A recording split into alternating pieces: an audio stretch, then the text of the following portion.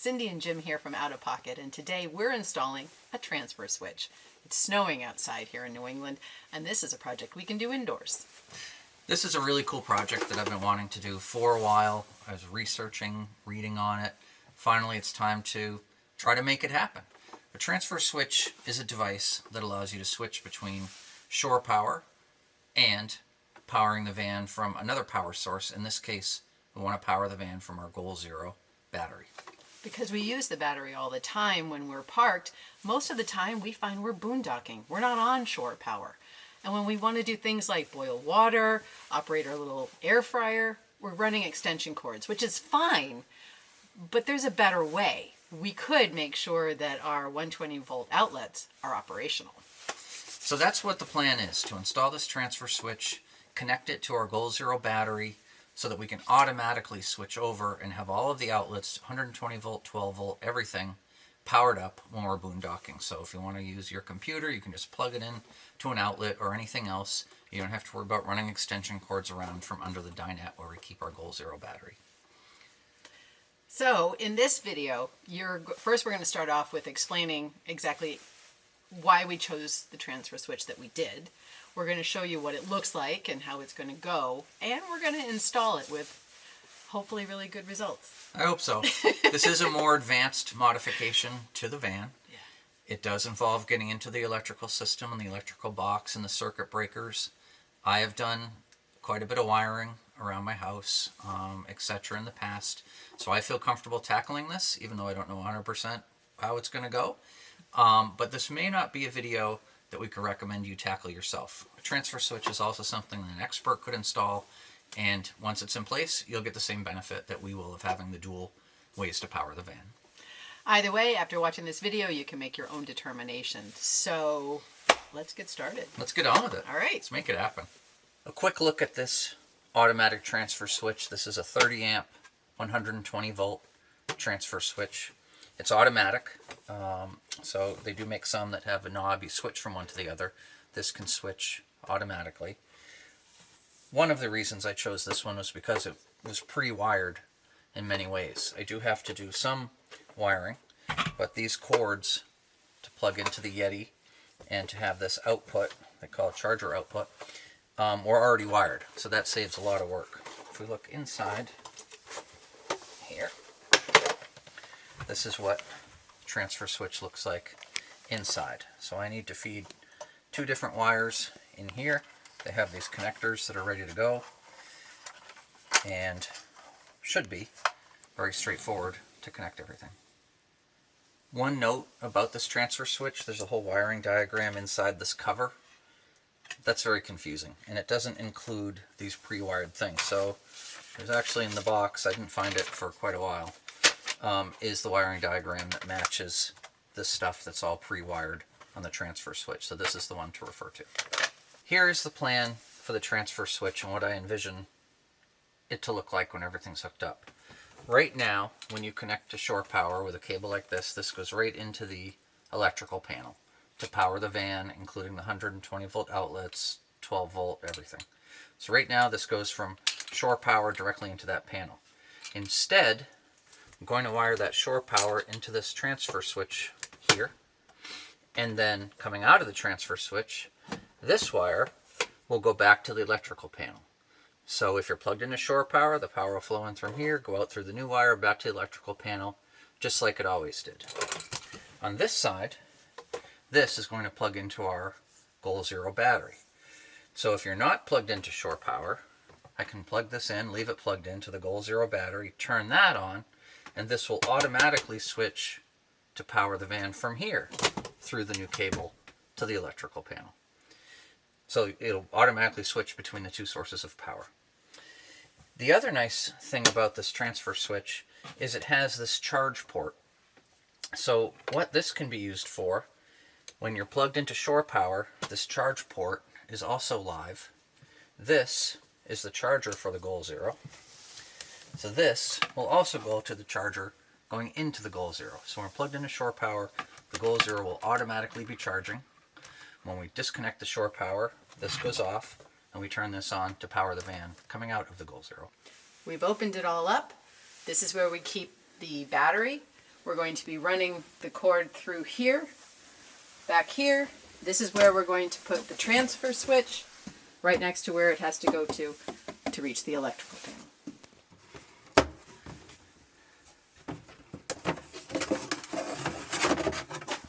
All right, let's make sure this goes through. Oops. Yes. Can you see the flashing light? Yes. Oh, good. Perfect. If this location works, it appears I can mount this to this bracket that used to hold the jack. Find a new place for the jack somewhere. But before doing anything more permanent, I need to make sure the wires for shore power will come in and reach to connect up in here. So to do that, I need to crack open the electrical panel. Here is the electrical panel. Now I've just crawled underneath the van. I disconnected both of the coach batteries, so there's no 12-volt power. And I made sure that the shore power was not connected. So there should be no power, whatever, coming to this. And we're going to open this up. That's true. The screw felt like the head of it was actually like a little stripped. Okay. Alright. So here's the panel. That's the main breaker, the 30 amp. That's the one I need to get the cable wires off of to feed to the transfer switch. Let me undo all these. I've peeled back this cover to find this orange wire, which appears to be the 10 gauge wire, the main feed. That wire is thicker than the others.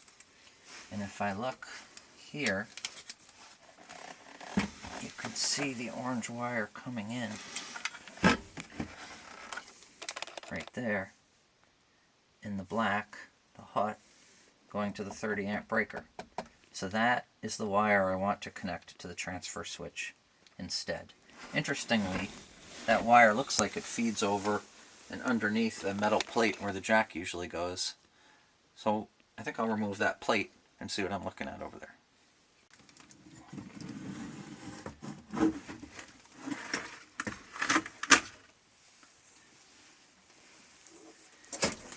There it is. That's it right there. Funny to work with. It's time to remove this orange wire. It feeds the 30 amp breaker. Loosen up this clamp in the back and undo the three points in the front.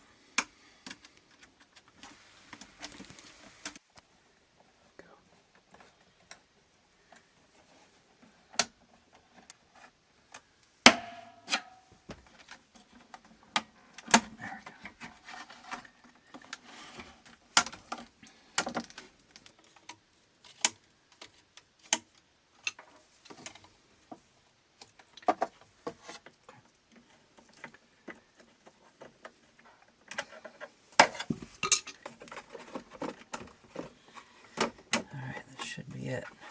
Those are the three wires.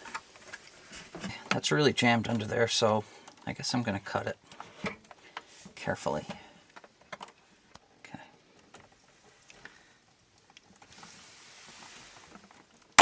Okay.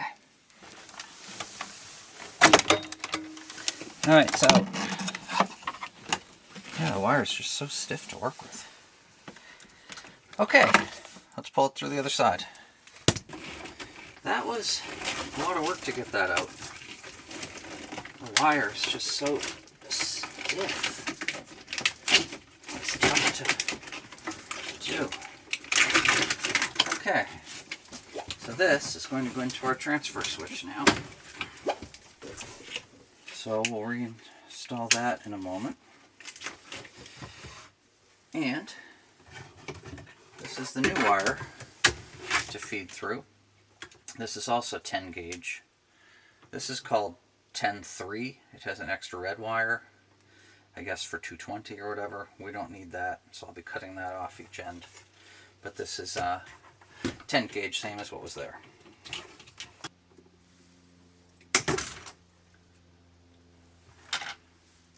I get some tape to wrap that loose end. They had all the cables shielded, so I'm going to do the same thing with this wire wrap. Looks like that'll go right on there. time to send the new wire through.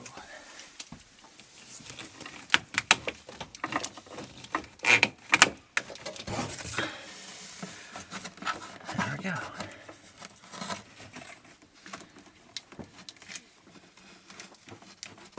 Alright, that's in there good. Let's clamp it back down. All the ground wires in here have this clear coating. So I just pulled this off the old one. And I'm going to cover up this one so it'll be like it was with the original wire. I don't know why, I haven't seen this before, but again, I'm not the expert. Alright, trim that a little bit and we should be good. So that looks good. Let's trim the ends of these, 10 gauge setting.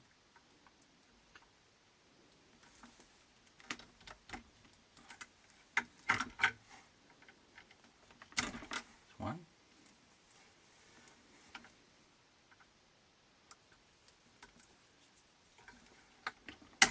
Two. Now we put everything, every color back the way it was. Black, white, and ground. I'll tighten them all up once they're kind of in.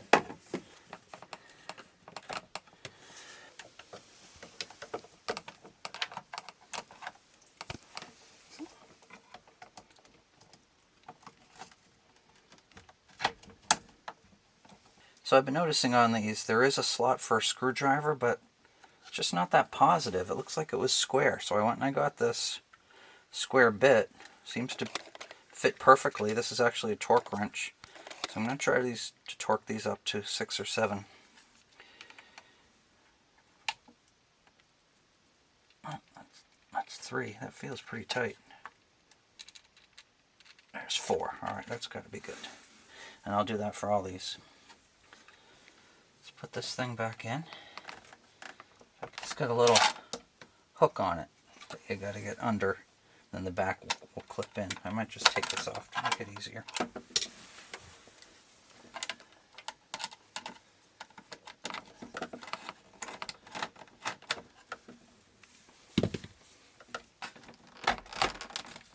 There we go.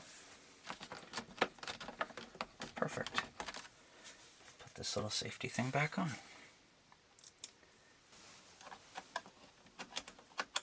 Seems to be to prevent the main circuit breaker from coming out. Okay. This is done. Should be done with the panel rather than leave it hanging out. Just going to go ahead and screw it back in here. I have the transfer switch mounted to this metal plate. I used some screws just to make sure there weren't any sharp ends. They weren't really that sharp, but I put this RTV sealant stuff on it. Just had a chance to dry for a few minutes, so now time to put this thing in.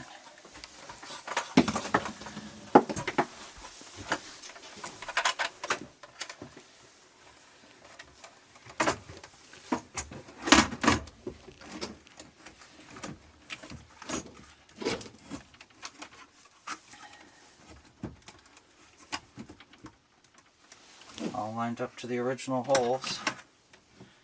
These are our 2 wires we'll wire up to it. Looks good, so I'll screw that back in. So I thought about attaching it to this bracket originally, but I figured this would be more secure. They had the places to mount it, and I believe there's going to be room for the jack on the side when we're all done. So that'll be nice. So this is the original shore power cable. I had to cut the weight, so I cut it all back a bit. So I'm going to feed this in through here. Actually, they both go in through there. And then this is the shore power. So this is going to connect to what comes from the shore, and then this is going to go back to the panel. So let's get this all locked down and wired in. I had to cut it back even a little more because the ground wire has to go quite a long way over there. So now it's that long. I can cut the other colors, I believe, once I get this in there. And to make this one longer too, and obviously I'll trim these other ones back, but the ground needed to be long. Alright, come on in.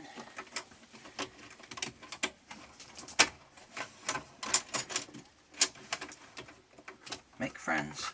We can all be happy together.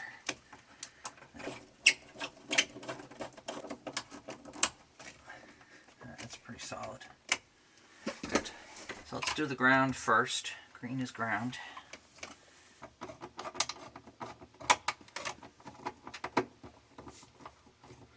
I'll snug everything down when it's all hooked up. So I have the two ground wires into this ground bar. This is just a ground bar. It doesn't matter where you put them in. And as far as tightening, it says 25 inch-pounds on this cover. I looked that up. That's 3 Newton meters. So that's going to be 3 on this. It turns out this has squares too. It's just a little smaller. This is SO1, square size 01. So let's put that in there. And crank that up. Alright, I think we're good. So we've decided to label these so we don't get confused later. These two long ones are from the panel. That's the new wire I added. Now goes to the panel. These shorter wires were the original cable. That's shore power. So as far as hooking this up, here's the diagram. This is the charger. There. This is the inverter. Right there. So the panel is these two right in the front. So panel to panel and shore power to shore power right there. Just connect the right colors. Let me trim these ones down and we'll hook them up. So this is going to be the easiest part. I wasn't familiar with these WFCO connectors, but they look like pretty easy to use. Black, black. Done. White and white. Down there.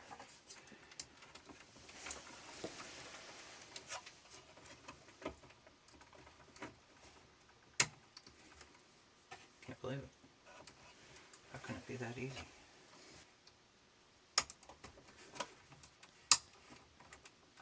It's pretty secure.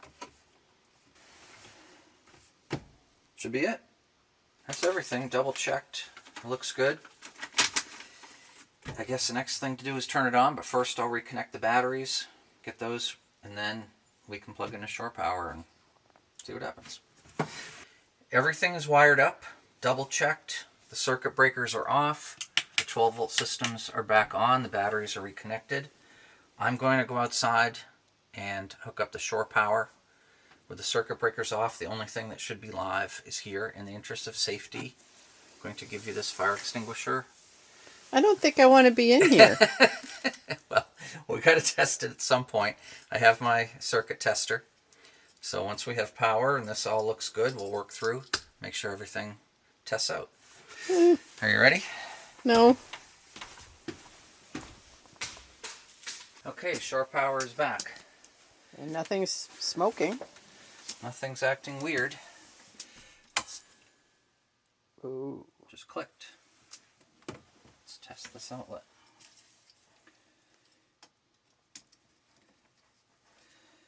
Yellow, yellow. Correct. So this, so far, is working. We haven't had to use the fire extinguisher, so I'm calling Nope. it a win. I don't really feel any excess heat. So I think we're good. So I guess we'll go to the panel. Time for the main breaker. All good? All good. Let's do receptacles 1. Good. Receptacles 2 and the inverter. I hear the inverter starting to fire up. There it goes. Microwaves. Oh, no. Number 3. Microwave circuit. And finally, the AC. Okay. Everything's good. Let's test the microwave circuit. Alright, the microwave circuit is good. So that's the 3rd circuit breaker. So let's run around and test them all. Make sure they're all good. Shore power is back off. All the outlets tested. Shore power off. You can actually see the tester in this outlet here. Here's the Yeti. Let's see if this whole thing works the way we wanted. Okay, that's plugged in.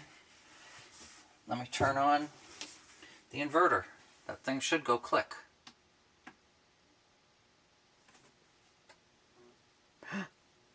There it is. It's working. We have live outlets without shore power. Look at that. It works. Everything is put back together. I put the cover back on the panel in the back. In here, we got the jack back in. Secured it with these twist tie things. It fits perfectly next to the transfer switch. I put some wire protectors on this because it was just against that metal a little bit here. Perfect. And those feed over. On this side, I put in a cable management thing. So they come out. One is for the charger for this, so when we're on shore power, it will just automatically charge. And the other one is to feed power to the van. Well, that was a solid day's work, but in the end, our battery is now powering our outlets. It was a complicated upgrade, more complicated than some of the other things we've done, but what a great upgrade to have. It was a complicated one. Anytime you give me a fire extinguisher to use, I'm a little nervous. We didn't need to use it, at least not yet. Not yet. But a transfer switch is really cool. Now we're not going to have extension cords everywhere. When we're boondocking, we can fire it up. All the outlets will be live. Right. Use a computer. Yeah, it gives us a lot more flexibility and a lot less tripping over things. Yeah, the transfer switch that we used is actually made by MXLTYMX. They appear to make a number of different automotive related things. I chose that one because so much of it was pre-wired, and that's what I really liked about it. Which really seemed to work when you were putting those the wires in. Yep. You just put them into those little put it ends into the and it just connectors, worked. closed them, but also having the wire to plug into the inverter already there, having the charger port. It's actually a good design. So when you're on shore power, that charger port is live and it can automatically recharge the battery. Which you always need. The one thing I did learn when I was going around with the outlet tester is that inverters, including this Goal Zero, if you put the tester in, it'll tell you that it's an open ground. So I did take a couple minutes to look that up. I guess that's just how they work. That box isn't grounded, and so it can be a little bit misleading when you're testing the outlets. But it seems like it's okay, everything's fine, that's just the way they work. Now we need more battery power. Well, yeah, that'd be fun. So maybe we need to look at upgrading our capacity now that we have a great system. But successful upgrade. Yeah. Hopefully you guys enjoyed watching this one. Again, caution, this may not be one to tackle yourself. It wasn't that complicated, but it does involve electricity, so something to be really careful of. So as always, if you find this video useful, please like and subscribe. And till then, we'll see you next time. See you next time.